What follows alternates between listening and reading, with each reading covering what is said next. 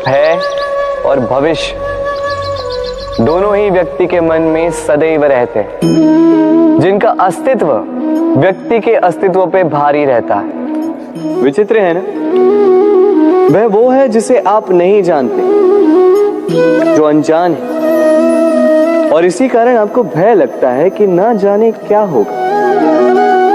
भविष्य वो है जो अब तक घटा ही नहीं, तो जो घटा ही नहीं उसके विषय में चिंता क्यों?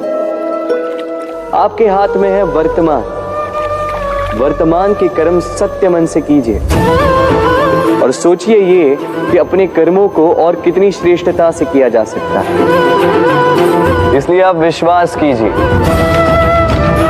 यदि वर्तमान के कर्मों को आप सत्य मन से करोगे तो भय स्वयं ही निकल जाएगा और भविष्य का फल अवश्य ही मीठा होगा।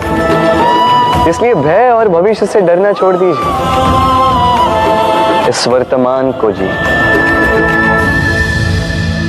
राधे राधे।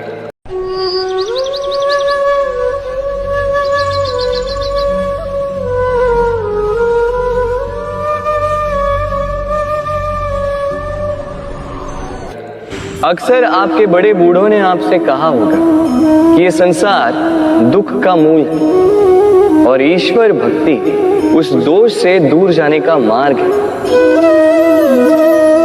किंतु सोचिए, यदि ये संसार दुख का सागर होता तो क्या नियति आपको यहाँ पर जन्म लेने देती? क्या ईश्वर यहाँ पर अवतार लेते? जब समस्याओं पर हमारा वश नहीं चलता, हम आरोप लगाते हैं इस संसार पर, यहाँ के लोगों को। सोचते हैं कि काश मैं यहाँ पे आया ही ना हो। एक किसान बंजर धरती पर जाता है और अपने परिश्रम से उसे लहलहाते खेत में परिवर्तित करता है। एक दर्जी जिसके पास एक सामान्य सा वस्त्र आता है, अपने परिश्रम से उसे एक सुंदर वेश में परिवर्तित कर देता है। आप भी परिश्रम कीजिए। ये महत्वपूर्ण नहीं है कि आप किस संसार में आए, ये महत्वपूर्ण नहीं है कि आप यहाँ कैसे आए। यदि कुछ महत्वपूर्ण है तो वो ये है कि जब आप गए तब आप इस संसार को कैसा छोड़कर गए। तो ये सोचकर जिए कि जो किसी के लिए नरक है उसे किसी का स्वर्ग बना के निकलोगे तो आपका जीवन और आपका संसार दोनों धन्य हो जाएंगे। राधे राधे। संसार